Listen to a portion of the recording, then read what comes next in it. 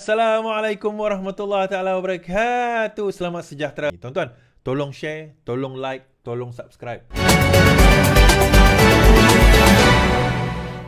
Baik, kita membawa kepada rombakan kabinet.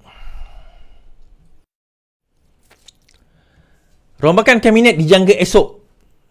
Satu notis bernama kepada media menyatakan lantikan baru akan mengangkat sumpah kira-kira 2:30 petang di Istana Negara.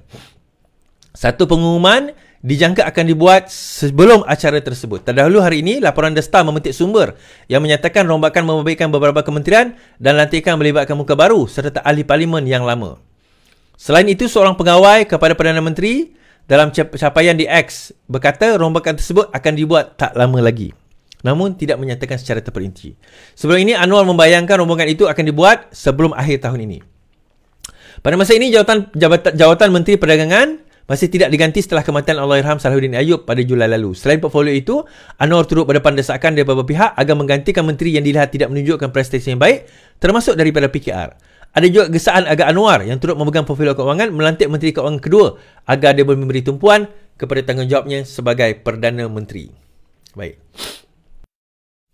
Setelah saya teliti, tuan-tuan, dakwaan mengatakan bahawa rombakan itu akan berlaku, betul ada. Kita tak menafikan akan berlaku rombakan. Paling kurang kerana yang pertama berkemungkinan besar, ini telahan saya, setelah saya teliti, benda ini agak ditimpan secara rahsia yang orang kata apa, secara rapi.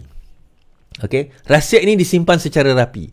Semua orang boleh meneka dalam WhatsApp group kata yang ini jadi menteri, yang tu jadi menteri, menteri ni tukar kepada menteri ni, menteri ni tukar kepada menteri ni. Hakikatnya tak ada siapa tahu kecuali Perdana Menteri. Hakikatnya, tak ada siapa tahu kecuali Perdana Menteri yang tahu.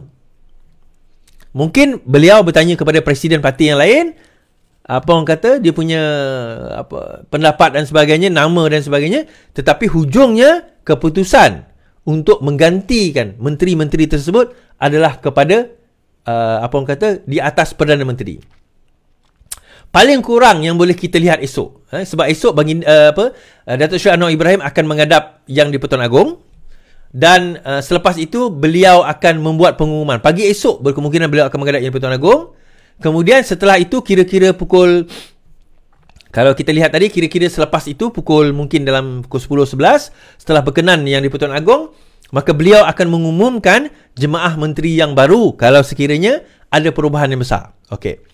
Dan lepas itu 2:30 akan angkat sumpah. Kalau ikut notis kepada bernama tadilah, kalau benar dakwaan demikian. Baik. Paling kurang hanya akan ada pertambahan satu, iaitu Menteri KPDN HCP akan digantikan oleh salah seorang pimpinan amanah yang akan diangkat menjadi Menteri KPDN HCP. Paling drastik, tuan-tuan. Ini paling drastik. Ada beberapa. Yang pertama, Kementerian Wilayah akan ditubuhkan semula. Maka bila Kementerian Wilayah ditubuhkan semula, bermakna akan ada Menteri Wilayah yang baru. Dikatakan ada beberapa nama yang telah diletakkan sebagai di situ.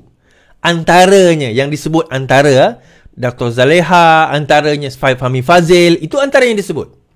Okay? Saya bukan mengatakan ya atau tidak, tapi ini kemungkinan kementerian itu dilantik, ada kemungkinan orang ini ataupun orang lain. Itu yang pertama. Kementerian baru ataupun menteri baru yang mungkin dilantik juga adalah Timbalan Menteri Keuangan yang kedua. Yes, betul. Timbalan Menteri Keuangan kedua akan ada lantikan berkemungkinan. Ini saya tidak mengesahkan ataupun saya tidak menafikan. Menteri Keuangan kedua dilihat akan dilantik. Cuma isunya ada yang meletakkan Datuk Johari Gani di situ. Persoalan dia, adakah Datuk Johari Gani ni sebagai team player kepada Presiden UMNO atau tidak? Itu je.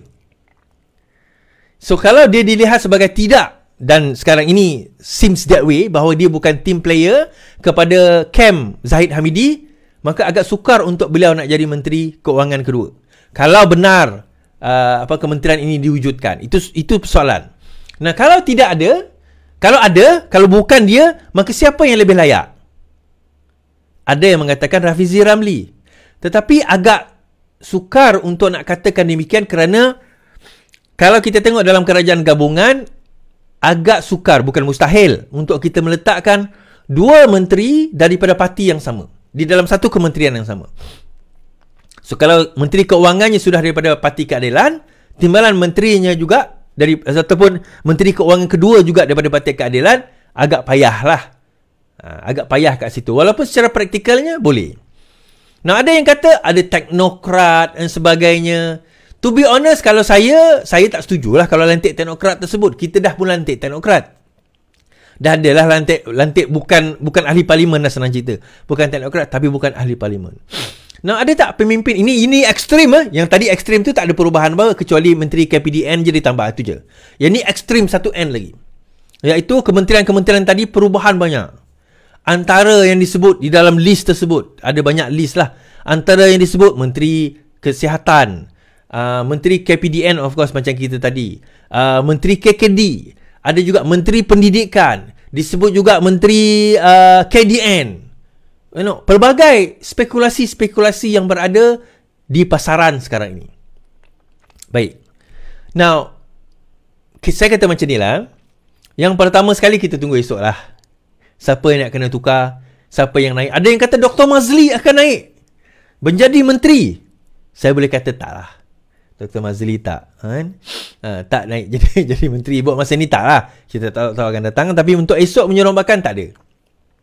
Mazli Malik tak naik. Tapi tak tahulah kalau ditipu aku. Kan, Mujahid mungkin tak naik lah. Bukan. Tak, ini saya nak cerita secara umum saja. Ni bukan kata dia ni tak bagus. Bukan.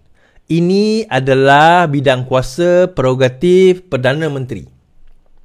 So, bila Perdana Menteri mengatakan sedemikian, ini keputusannya, ini yang kabinetnya, maka kita terima. Tetapi setahun ini kita boleh kata bahawa mereka telah melakukan tugas dengan baik. Ini bukan kita nak mengampu, tuan-tuan. Kita tengok data. Kalau kita tengok hari ni, kejap. Inflasi kita turun. Kadar pengangguran menurun. Mata wang kita mengukuh. Pelaburan tertinggi sejak 10 tahun. Pelancongan 26 juta, lagi tinggi daripada Thailand, lagi tinggi daripada Indonesia.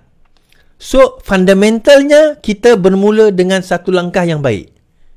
Cuma mungkin cara kita nak sampaikan kepada rakyat, dia tak rasa berkemungkinan. And kita tak salahkan rakyat pun. Persepsi dia dan apa yang dia rasa. Namun, benda ini akan take effect pada tahun hadapan. Tahun pertama, mengenal pasti masalah, laying out the plan, kita buka peta kita macam mana nak selesaikan masalah. Tahun hadapan, kita selesaikan masalah tersebut. So, siapa lagi? Ada senator yang naik. Ada nama Dr. Zul naik. Ada nama seperti 2-3 orang teknokrat naik. Saya tak nak sebut nama teknokrat tersebut sebab, yelah, kita tak sebut lah kan. Ada nama naik. Kalau benar demikian, mungkin malam ini Perdana Menteri akan call dia orang lah. Siap sedia esok, gosok baju, pergi. Tapi kita tak tahu. Saya personally, kalau tanya beberapa orang pimpinan tertinggi, yelah, dia orang pun macam itulah. Cuma interestingnya, tuan-tuan, kita kata kalaupun berlaku rombakan, bagi saya it's for the best. Bukan sebab mungkin orang sebelum ini tak kompeten dan sebagainya. Mungkin kerana dia dilihat lebih baik di tempat lain. Tahun pertama ni ujian. Kita pun tak tahu sebab kita tak pernah jadi kerajaan. Kita tak tahu sebab kita tak pernah jadi kerajaan. So, kita letak orang ni di situ dan sebagainya. Kita letak, kita position. Mungkin setelah kita lihat, kekuatan dia kat sini. Kekuatan ni kat sini. Kekuatan dia bawa kat sini. Ataupun dikekal di situ. Kita tak tahu. Tapi, all in all, minimum kekal kecuali KPDN bertambah. Maksimum, macam saya katakan tadi. So, terpulanglah. Kita nak melihat esok hari. Kita tunggu sama-sama. Lepas kes court saya. Habis kat situ.